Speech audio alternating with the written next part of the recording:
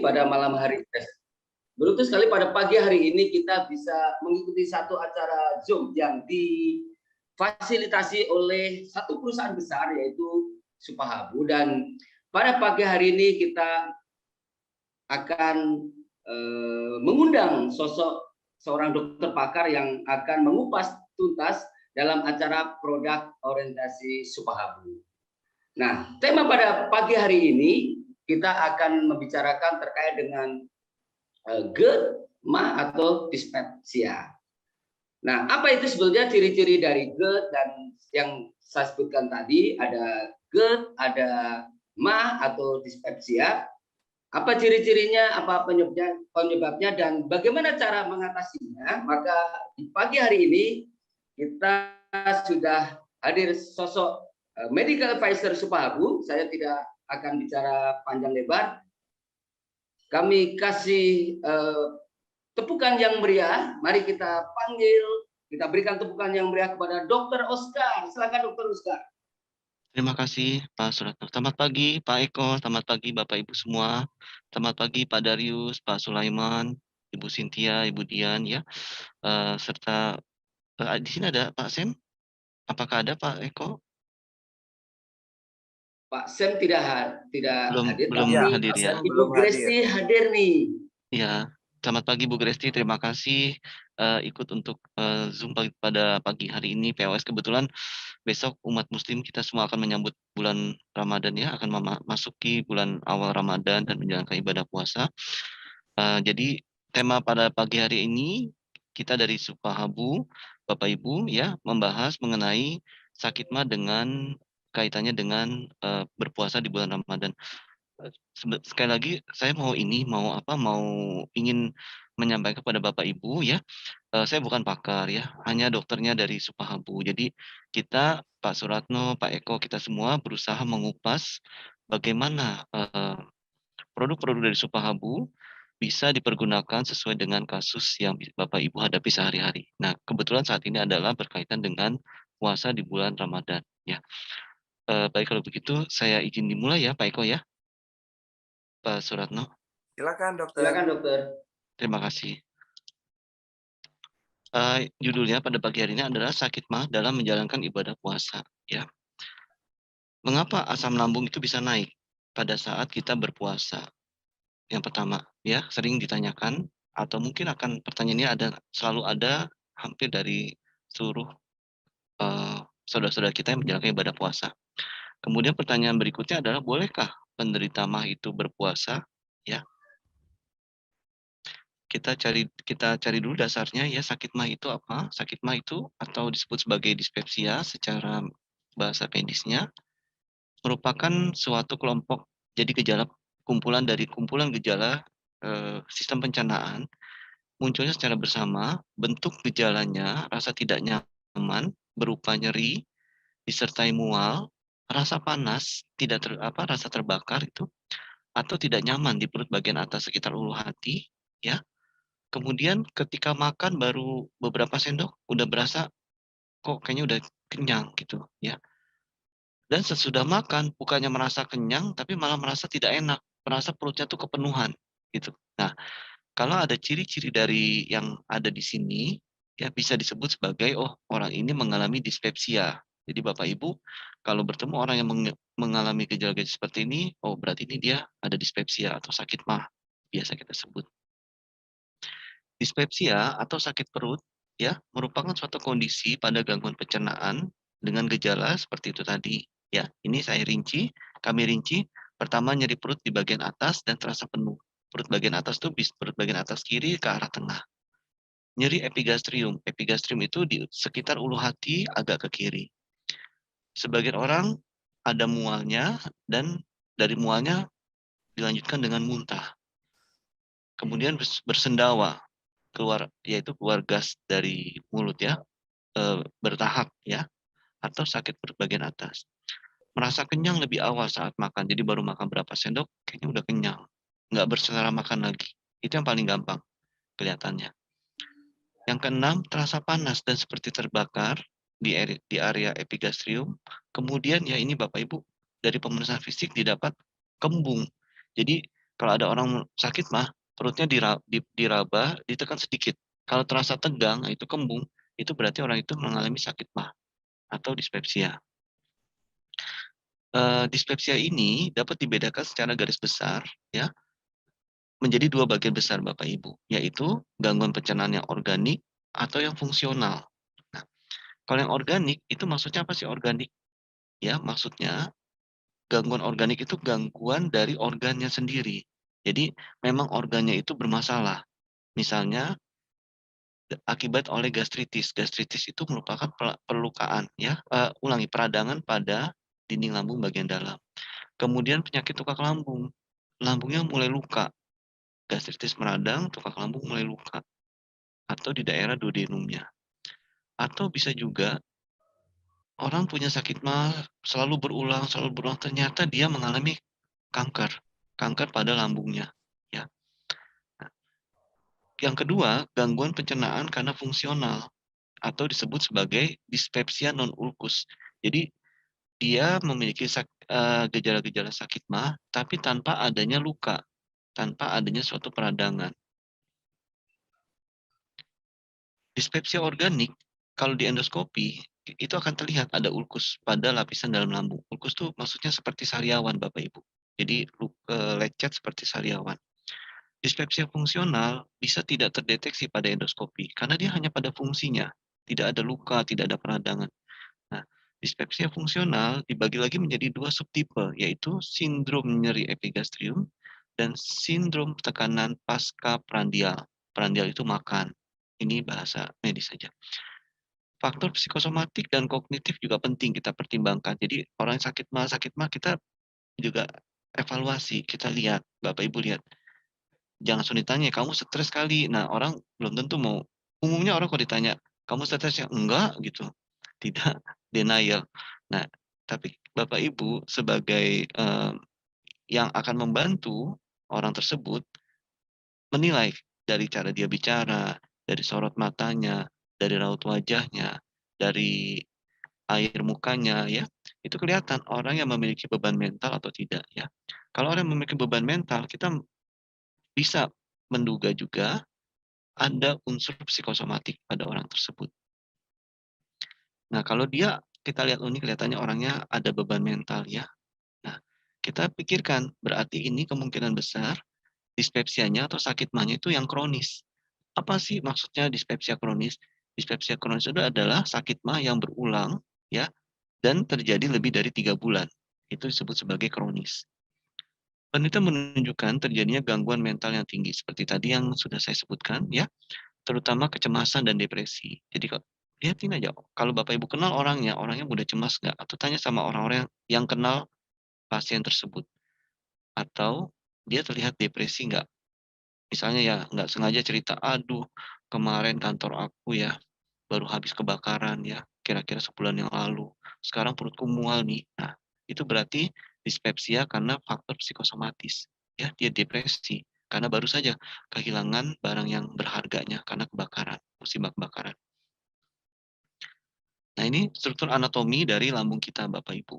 Ya, ini penampang lambung dibelah dari atas ya. Nah, dari penampang ini diperbesar gambarnya.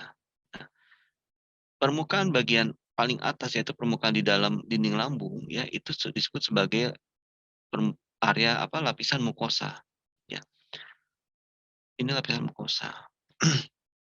Di bawah lapisan mukosa terdapat lapisan submukosa. Di lapisan mukosa ini terdapat vili-vili ya. Di submukosa terdapat pembuluh darah ya, jaringan saraf, kemudian jaringan limfatik ya, saluran limfatik ya.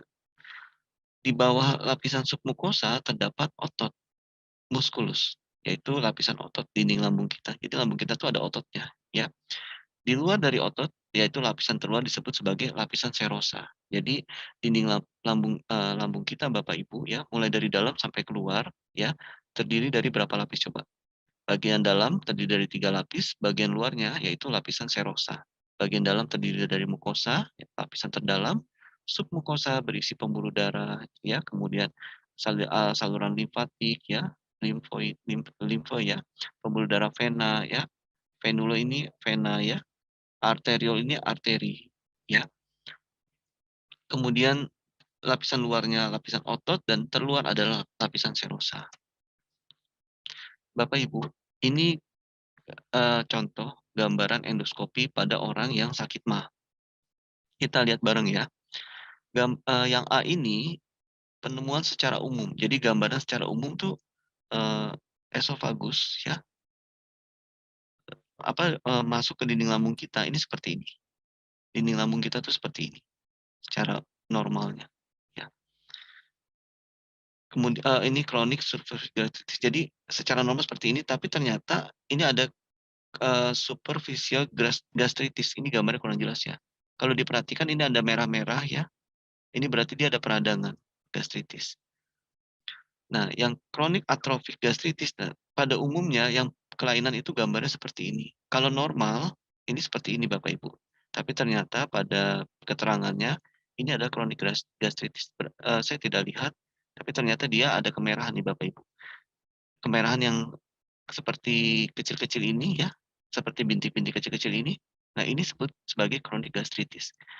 Yang idealnya adalah dia tidak ada bintik-bintik merahnya. Jadi seperti yang di sini nih, Bapak Ibu. Nih, yang normal seperti ini gambarannya. Tapi kalau yang dia gastritis atau peradangan ringan, dia bentuknya akan merah-merah seperti ini. Kalau yang normal seperti ini. Nah, kalau peradangannya agak memberat, lebih memberat seperti ini gambarannya, seperti yang B. Kemudian kalau GERD, ya itu gambarannya yang C. Seperti ini. Jadi kalau orang-orang yang GERD, rasa panas di dada sampai kok naik ke leher, asam lambungnya rasa seperti naik ya. Kalau di endoskopi ini gambarnya seperti yang ini Bapak Ibu, seperti yang C. Kemudian yang D ini gambaran Barrett's esophagus. Nama penyakitnya Barrett's esophagus ya. Kemudian yang E ini peptic ulcer, sariawan ya, sariawan pada dinding lambungnya ya. Kemudian yang F ini itu pada keganasan. Jadi yang bagusnya kan ini dia mulus seperti ini ya. Kalau peradangan ringan dia seperti yang di bawah sini. Peradangannya menengah seperti ini. Nah, kalau dia cancer, Bapak Ibu, dia timbul seperti ini. Seperti kol begini.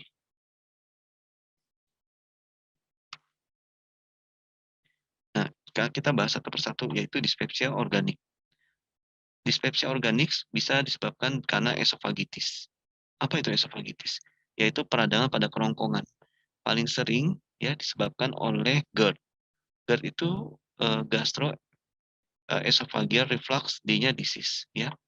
Sensasi terbakar di dada sebagai akibat dari relaksasi yang tidak tepat dari sphincter atau otot esofagus bagian bawah yang terhubung ke lambung. Jadi asam lambung itu naik.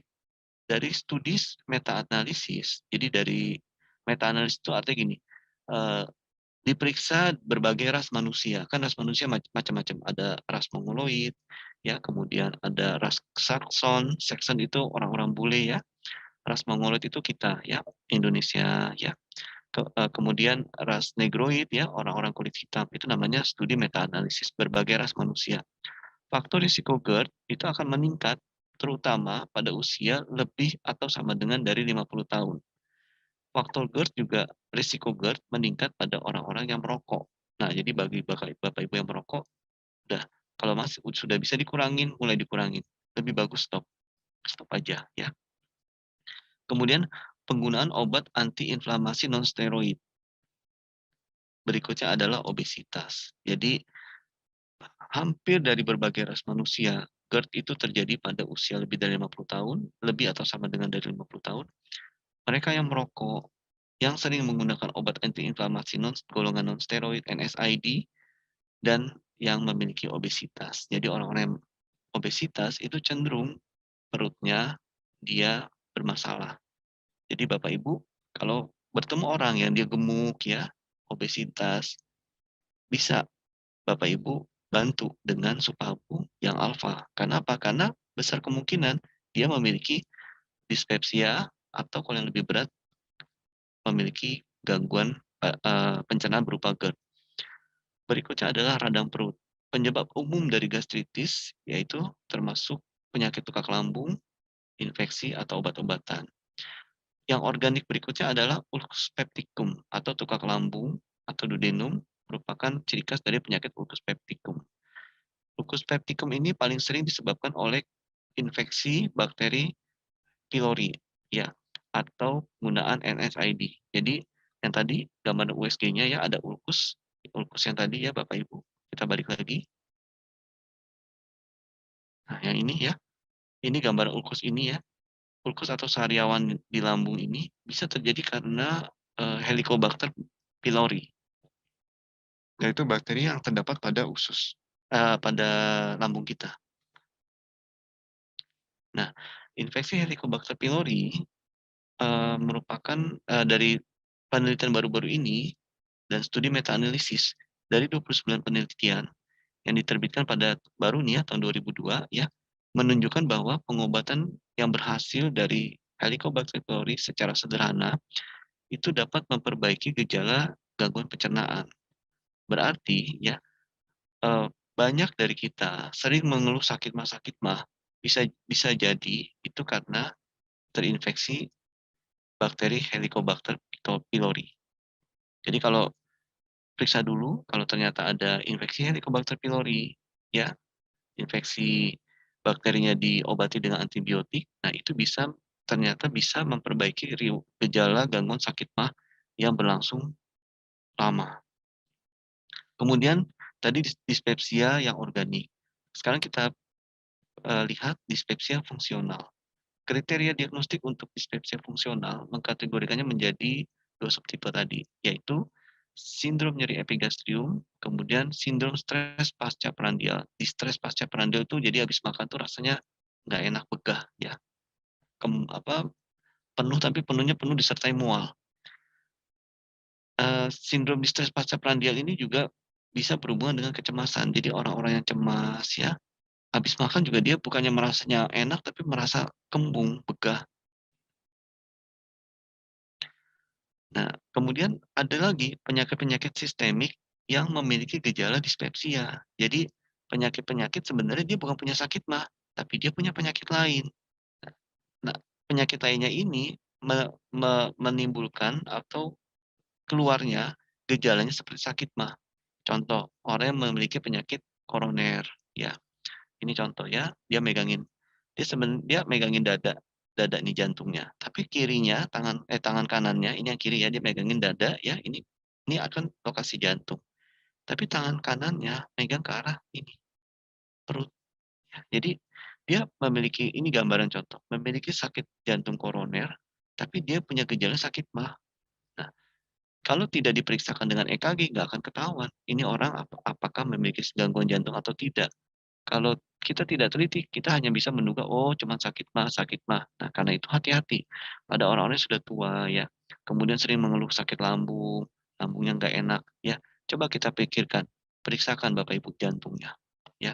Kemudian pada gagal jantung kongestif ya, orang-orang yang memiliki diabetes, kemudian hiperparatiroid, gangguan hiperparatiroid ya, sebagian juga mengeluhkan sering seperti sakit mah. Nah, berikutnya adalah pada orang yang memiliki penyakit ginjal kronis. Ini dia mengeluhkan ini area ginjalnya nih ya. Jadi orang yang memiliki masalah pada ginjal yang kronis umumnya itu memiliki keluhan sakit mah gitu. Jadi kalau ada orang-orang yang sakit mah, tanyakan juga buang air kecilnya lancar atau tidak ya. Kemudian pernah nggak cuci darah misalnya? Oh nggak pernah, boro-boro cuci darah, nggak pernah. Nah, tapi pertimbangkan, Bapak Ibu bisa sarankan coba deh, kamu cek urin gitu. Kalau sebelum menasihati orang untuk cek urin, tanya dulu minumnya banyak atau tidak. Banyak, banyak, banyak. Oh ya banyak. Berapa gelas? 2 gelas. Saya minum langsung 2 gelas. Tapi 2 gelas diteliti lagi Bapak Ibu. 2 gelas atau 3 gelas, tapi entar 8 jam, 10 jam nggak minum-minum. Nah itu sama juga bohong ya. Jadi kalau ada orang bilang banyak kok minumnya, tanya per 24 jam berapa banyak gitu ya. Nah kalau misalkan per 24 jam, oh iya sih sekali minum 3 gelas, tapi per 24 jam ya cuma 3 gelas itu. Nah, kalau Bapak Ibu ketemu orang seperti itu, sarankan, "Oh, kamu sering sakit mah ya? Nah, kamu kan punya riwayat jarang minum, ya, kemudian suka menahan buang air kecil. Coba periksakan urinnya. Kenapa? Karena Bapak Ibu perlu mencurigai adanya suatu penyakit gangguan pada ginjalnya. Bagaimana kita mendiagnosis untuk dispepsia itu atau sakit mah? Ya, pada pasien yang usia muda, yaitu usia di bawah 60 tahun ya, um, eee, tanpa adanya tanda-tanda penurunan berat badan. Jadi kalau di bawah 60 tahun tapi dia dispepsia kronis dengan penurunan berat badan secara drastis, kalau itu kita pikirkan adalah suatu kanker. Tapi kalau dia masih muda, memiliki dispepsia kronis, sakit mah kronis, tapi berat badannya tidak turun ya, berat badannya stabil ya, nah kita pikirkan yang pertama, kemungkinan dia terinfeksi Helicobacter pylori ya. Nah, Helicobacter pylori ini, diagnosis secara invasif itu maksudnya, pemeriksaan lab ya. Kalau ada infeksi Helicobacter pylori, diberikan antibiotik pada mereka yang hasil tesnya positif.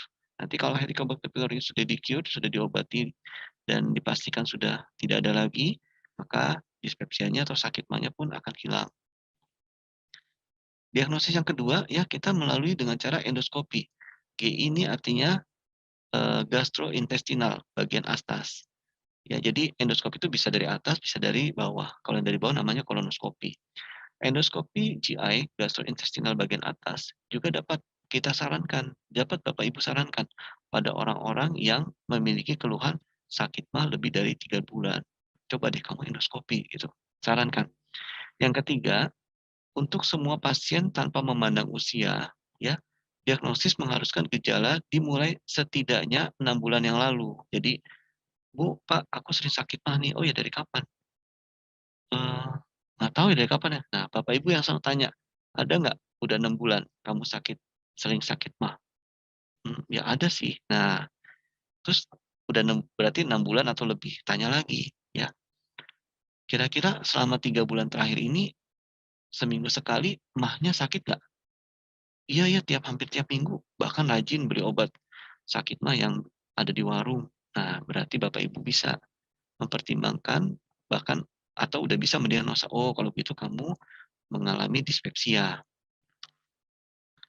Lantas kalau udah Bapak Ibu sudah bisa mendiagnosa orang-orang yang dispepsia ya, gampangan ya, tadi ya, sudah bisa mendiagnosa orang yang dispepsia, apa saja obatnya?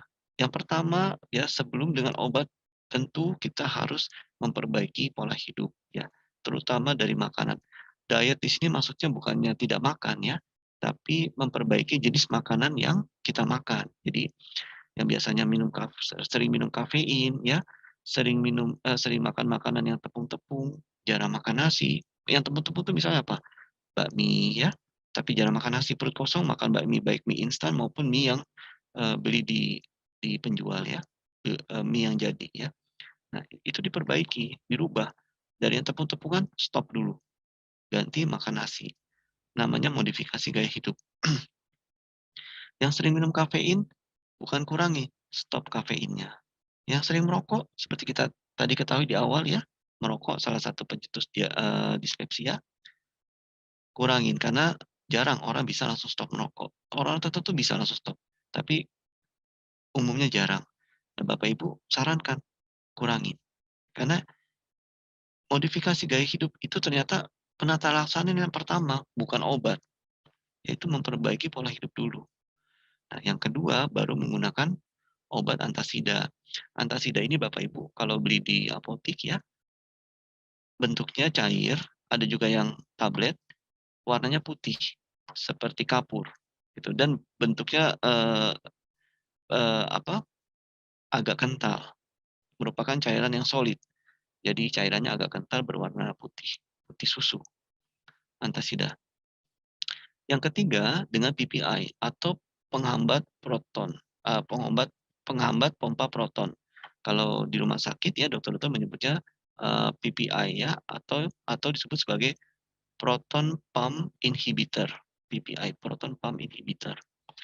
Nah, ini contohnya apa obatnya yang ketiga? Contohnya ya omeprazol ya, kemudian esomeprazol ya, ada omeprazol, ada esomeprazol dan lain-lain. Ada pantoprazol ya. Kemudian obat berikutnya adalah antagonis reseptor H2. Ini contohnya ranitidin.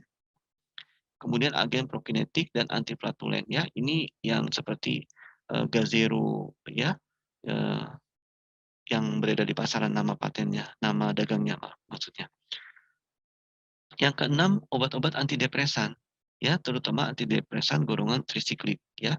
Ini bisa sangat membantu untuk mengobati dispepsia atau sakit MAH, terutama yang dicetuskan karena faktor psikosomatik tadi ya, karena kehilangan barang yang berharga, kehilangan orang yang disayangi ya. Itu sakit MAH-nya kita berikan PPI atau proton pump inhibitor dibantu dengan antidepresan juga, tapi ini tidak jangka panjang, ini short term ya, jangka pendek. Nah, berikutnya itu tadi terapi-terapi medis. Bagaimana dengan terapi herbal? Kalau saya lebih suka menggunakan terapi herbal. Kenapa? Pertama, itu tadi Supahabu alfa ya. Supahabu alfa ini mengandung albumin. Pertama, fungsi albumin dia mempertahankan tekanan onkotik plasma. Mempertahankan tekanan onkotik plasma ini bisa membantu memperbaiki atau mengobati dispepsia atau gastritis. Kenapa? Karena, kalau, lambung kita terlalu kering atau kurang cairan, itu juga dia bisa mudah, dindingnya jadi rapuh, mudah mengalami luka, gitu. Nah, kalau tekanan onkotik plasma kita bagus, jadi dinding dinding lambungnya itu tidak kering, dia dalam kondisi selalu, lembab, bukan basah tapi lembab ya, sehingga kita perlu albumin. Bukan cuman obat mah, tapi diberikan albumin. Kenapa? Ya itu tadi, supaya, dinding dalam dari lambung kita itu selalu lembab. Loh kenapa kalau lembab? Supaya tidak mudah retak-retak, tidak mudah, pecah ketika dia meradang. Kenapa bisa meradang? Karena telat makan ya, karena makanan-makanan yang merangsang. Kedua, fungsi albumin sebagai pengangkut dan pengikat. Maksudnya apa? Kalau kita makan proton pump inhibitor tadi, ya, jika tubuh kita cukup albumin dalam dalam jumlah yang cukup, tidak kekurangan albumin, maka obat yang kita makan tadi, obat lambung tadi, ya bisa ditangkap, yaitu diikat, ya, dan diangkut, dibawa ke sumber yang mengeluarkan asam lambung itu tadi. Jadi pabriknya yang mengeluarkan asam lambung itu nanti di stop oleh PPI, proton pump inhibitor tadi. Yang bawa siapa? Yang bawa albumin. Nah, sekarang Bapak Ibu bayangin, kalau kurang albumin, kita udah minum obat mah, sering kan? Ah, minum obat mah nggak ngaruh. Coba deh Bapak Ibu, kalau ketemu orang, "Saya sakit mah tapi ke dokter nggak sembuh, nggak ngaruh."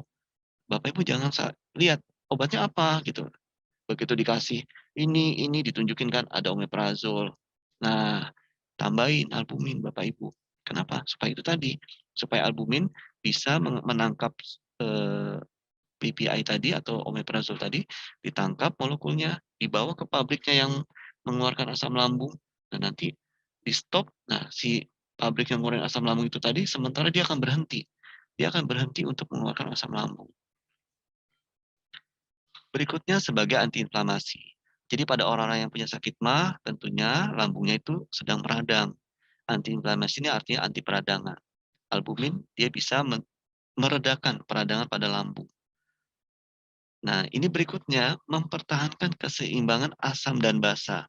Orang yang sakit MAH, lambungnya cenderung, berlebih asam asam lambungnya. Nah, seperti kita dulu belajar di SMP ya, di bangku sekolah, pH kalau kalau dia di bawah 7 cenderung asid asam ya. Untuk menyeimbangkan kadar pH supaya ke pH normal itu nilainya 7 ya. Supaya lebih ke arah normal, diberikan apa penyeimbangnya asam? Yaitu basa. Nah, albumin ini bersifat sebagai basa Bapak Ibu. Berarti dari yang pertama dia bisa membantu, dengan cara mempertahankan tekanan onkotik plasma, dia melembabkan permukaan dalam dinding lambung kita tadi ya, dari tadi kita belajar penampang anatomi dinding lambung ya, dari dia mengangkut obat yang kita minum untuk dibawa ke pabriknya yang menghasilkan asam lambung supaya, pabrik berhenti dulu dong," gitu. "Ini dinding lambungnya lagi sakit nih," gitu. Berhenti dia, gitu. Yang bawa siapa? Albumin ini. Kemudian dia menghentikan peradangannya ya, dia mempertahankan, "Eh, lambung kamu terlalu asam, saya netralin ya dengan albumin ya." Nah, ini tambahannya sebagai antioksidan ya. Dia juga antioksidan ini apa hubungannya kalau sebagai antioksidan kok bisa mengobati sakit lambung? Ada, nanti dia, ada nanti bagiannya di belakang kita lihat, eee, dia akan memperbaiki di sisi yang mana perannya sebagai antioksidan dalam mengobati dispepsia. Kalau ini sebagai antikoagulan atau mencegah penggumpalan, ini peranannya pada lambung-lambung yang sudah mengalami luka. Kedua, ya menghambat agregasi trombosit. Nah, ini berkaitan dengan penyakit jantung. Tapi dari seluruh fungsi albumin ini, Bapak Ibu bisa bayangkan, separuhnya atau 5 dari seluruh fungsi ini, lima-limanya ini berperan pada eh, penyakit PAH atau dispepsia. Ini penjelasannya ya. Ini juga ya manfaat albumin ya. Secara garis besar aja ya kita baca sama-sama ya. Yang tadi mempertahankan onkotik plasma ya. Kedua mengangkut zat dan beberapa hormon ya, menjaga keseimbangan asam basa pada dinding lambung sebagai antioksidan kuat ya, untuk memperbaiki dinding lambung ya, sebagai antiinflamasi, kemudian menyembuhkan luka pada lambung yang mengalami luka ya. Ciri-cirinya lambung yang mengalami luka yaitu Bapak Ibu ketika BAB, ketika buang air besar, fesesnya itu berwarna hitam, bukan coklat gelap. Hitam benar-benar hitam black. Nah, kalau sampai hitam benar-benar hitam, itu berarti ada luka di dinding lambung. BAB yang warna hitam disebut sebagai dalam bahasa medisnya itu melena. Bagi orang yang hipoalbumin, albumin ini bisa untuk mengobati, mempercepat recovery pada pasien TBC, mempercepat recovery pada pasien HIV. Maksudnya apa? Pasien HIV ini antibodinya kan lemah. Jadi kena flu aja orang biasa-biasa aja yang tidak ada HIV, tapi pada orang HIV kena flu ringan, tapi bagi orang HIV efeknya bisa lebih berat ya. Kemudian menutrisi pada ibu hamil dan anak, albumin ini ya dari Supahabu. Yang berikutnya adalah sebagai antidiabetes. Kemudian Supahabu ya tadi isinya albumin. Berikutnya Supahabu alfa isinya ada kurkuma. Manfaat dari kurkuma ini ya sebagai anti cancer, mengobati infeksi. Ini jurnal tentang kurkuma ya Bapak Ibu. Mengobati hiperglikemik dan hipertensi. Pada orang hipertensi juga bisa menimbulkan gejala sakit mah. Sebagai antiplatelet, anti pembekuan darah ya. Sebagai antioksidan, kemudian dia nefroprotektif dan hepatoprotektif ya. Kandungan berikutnya dari Supabu alfa ini adalah moringa atau daun kelor. Nah, moringa ini manfaatnya banyak sekali Bapak Ibu. Ya, dia menstimulasi ya pertumbuhan rambut ya. Bagi rambut kita yang udah mulai menipis ya, minum Supabu alfa ya, karena dia ada moringanya 100 mg dosisnya. Kemudian nih, improve digestion ya, memperbaiki sistem pencernaan kita ya. Kemudian memperbaiki menormalisasi tekanan darah. Seperti kita ketahui tadi, orang-orang yang sakit mah ada kalanya dicetuskan oleh psikosomatik. Jadi gangguan pada perasaannya, depresi ya atau stres ya. Nah, moringa ini bisa sebagai antidepresan dan dia alami, bukan obat. Jadi tidak menimbulkan ketergantungan. Tidak sama halnya dengan antidepresan yang dari obat-obatan ya. Dan moringa ini bagi wanita ya mengurangi kerutan-kerutan pada wajah, pada kulit wajah ya. Juga dia sebagai anti tumor, tumor di mana? Tumor di lambung, sering ada polip, ada tumor. Nah, moringa ini dia sebagai anti tumor, anti polip ya supaya polip itu tidak tumbuh dalam dinding lambung kita. Perkembangan obat secara modern saat ini sudah mulai banyak negara maju berlomba-lomba, bahkan mereka yang bisa menciptakan obat-obat paten berbahan dasar kimia ya. Negara-negara maju tersebut justru saat ini berlomba-lomba meneliti bahan-bahan dasar dari alam ya, baik yang tunggal maupun campuran. Yang tunggal itu maksudnya apa? Misalnya nih contohnya, satu kapsul isinya albumin aja. Kalau Supabu alfa, satu kapsul isinya albumin, kurkuma, moringa. Nah, ini yang maksudnya campuran atau disebut sebagai poliherbal. Poliherbal itu pengertiannya merupakan gabungan beberapa zat aktif dari bahan alam dalam satu sediaan. Sediaannya itu apa maksudnya? Kapsul, kaplet, tablet itu namanya sediaan. Dikarenakan konstituen fitokimia aktif dari fito itu tumbuhan, kimia itu efek secara kimiawi, tapi kimia yang berbasis dari tumbuhan. Fitokimia aktif dari masing-masing tanaman tidak cukup untuk mencapai efek terapeutik yang diinginkan. Maksudnya apa? Kalau albumin berdiri sendiri, tentu ya bisa mengobati beberapa penyakit. Tapi jika albumin dikombinasi dengan kurkuma, dikombinasi dengan moringa, di mana moringa kita lihat tadi dia juga bisa memperbaiki sistem pencernaan, salah satunya ya, di mana kurkuma juga bisa memperbaiki sistem pencernaan, isinya juga albumin untuk albumin juga tadi kita lihat fungsinya membantu memperbaiki fungsi pencernaan, tentu lebih kuat yang poli atau yang sendiri. Kalau kita lihat tadi bersama tentu lebih kuat efeknya yang poli. Kenapa? Karena dia sistemnya seperti keroyokan ya dalam mengobati. Maka dengan poliherbal menggabungkan beberapa zat aktif dari bahan alam dengan rasio tertentu, dengan perbandingan tertentu, akan memberikan efek terapi yang lebih baik dan mengurangi toksisitas. Nah, ini Bapak Ibu, kenapa Supahabu alfa kok bisa memperbaiki dispepsia atau sakit mah dan bisa dipakai pada saudara-saudara kita yang akan menjalankan ibadah puasa supaya tidak sakit mah. Kenapa? Pertama, Supahabu alfa mengandung albumin. Itu tadi kita sudah bahas ya, bagaimana albumin itu bisa memperbaiki fungsi lambung ya.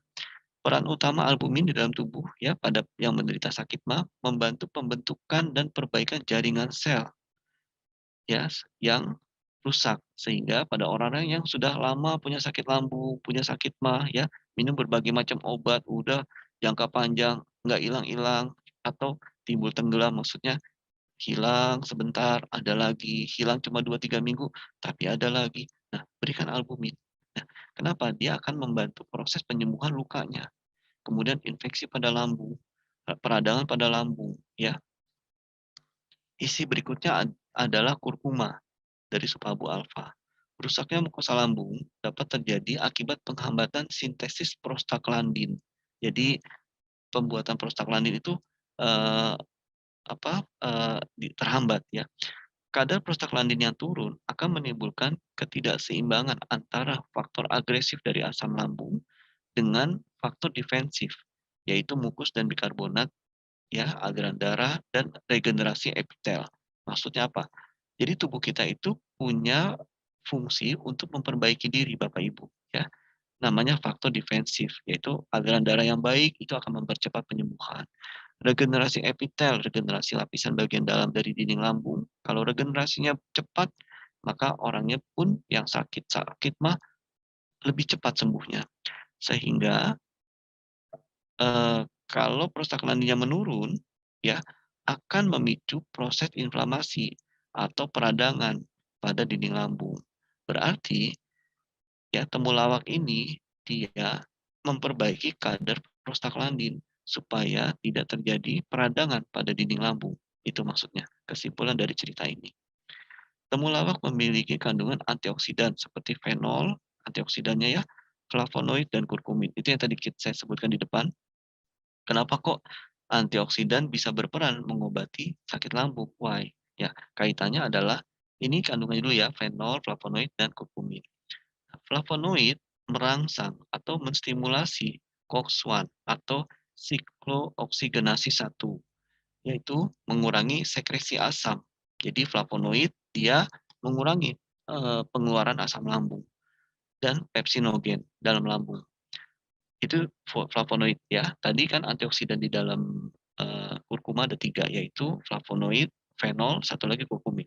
Nah, itu yang flavonoidnya. Fungsi dari kurkumin, dia menekan pembentukan tumor nekrosis faktor alfa atau disebut faktor TNF alfa, ya disebutnya sebagai TNF alfa. TNF alfa ini dia berfungsi dengan cara mencegah terjadinya suatu peradangan. Gitu. Jadi kalau flavonoid mengurangi asam lambung, ya, kurkumin menekan TNF alfa, ya.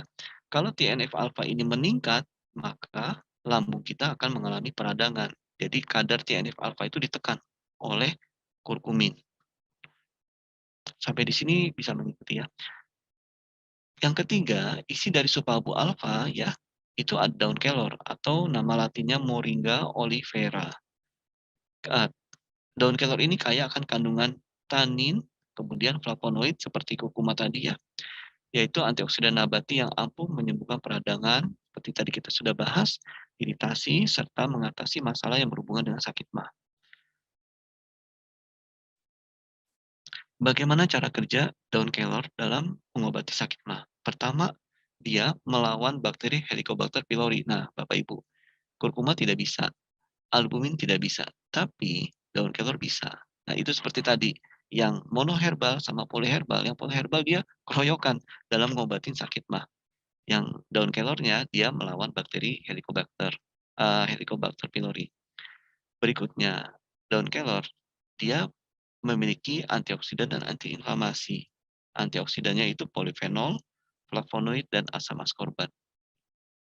Kemudian moringa atau daun kelor ini dia menekan enzim inflamasi sehingga mengurangi risiko reflux asam lambung yang naik sampai ke atas reflux, yang menimbulkan sensasi tenggorokannya panas, dadanya panas ya, itu karena asam lambungnya naik. Asam lambung naik itu disebut sebagai reflux ya, reflux. Yang ketiga, moringa ini menurunkan obesitas. Nah, tadi di atas kita sudah bahas ya, penyakit sistemik yang bisa menimbulkan dispepsia. Salah satunya adalah obesitas. Daun kelor atau moringa ini dia dalam menurunkan obesitas caranya adalah dia menurunkan kadar glukosa darah. Apa kaitannya kadar glukosa darah dengan obesitas? Ada. Kalau glukosa darah tidak diturunkan, maka dia akan disimpan dalam bentuk cadangan gula, yaitu bentuknya lemak. Daun kelor ini juga menurunkan kadar kolesterol, sehingga mengurangi obesitas. Dia menurunkan kadar gula darah supaya tidak menjadi lemak, dia pun menurunkan kolesterol. Kita makan kan namanya makanan diolah ya, pakai bumbu ini, pakai minyak ini, pakai penyedap minyak yang bisa membuat masakan menjadi wangi. Nah, itu kan pastilah ada kadar kolesterolnya ya. Nah, ketika masuk ke dalam tubuh, kadar kolesterol itu sudah dilarutkan, sudah dikurangi oleh si moringa ini sehingga tidak sempat disimpan atau beredar di dalam tubuh kita. Sehingga dia akan mengurangi tingkat obesitas yang dapat menjadi penyebab naiknya asam lambung. Nah, sekian presentasi dari saya Bapak Ibu, semoga bermanfaat ya. Mari kita persiapkan diri menyambut Ramadan ya. Mari siapkan pikiran, tubuh yang sehat serta hati untuk menyambut bulan suci Ramadan bagi saudara-saudara yang menjalaninya. Terima kasih, sekian Bapak Ibu, selamat siang. Wassalamualaikum warahmatullahi wabarakatuh.